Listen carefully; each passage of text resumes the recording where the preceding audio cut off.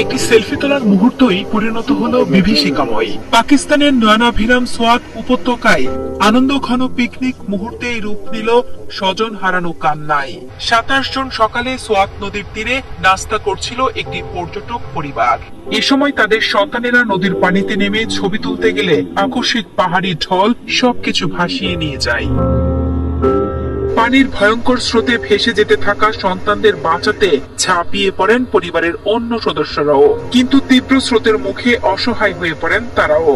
স্থানীয়দের মতে সাহায্য চেয়ে তাদের আর্তনাদ প্রায় 2 ঘন্টা ধরে শোনা গেলেও স্রোতের তীব্রতার কারণে কেউ উদ্ধারে নামতে সাহস পায়নি। স্থানীয় প্রশাসন জানিয়েছে পাঞ্জাব ও শিয়ালকোট থেকে আসা ওই পর্যটক পরিবারটিকে নিয়ে মোট 18 জন ঢলের কবলে পড়েন। সকাল 9:30টায় বন্যার সতর্কতা জারি করা হলেও তার আগেই পরিবারটি নদীর তীরে পৌঁছে গিয়েছিল। এই মর্মান্তিক ঘটনায় শোক প্রকাশ করেছেন পাকিস্তানের প্রধানমন্ত্রী শেহবাজ শরীফ।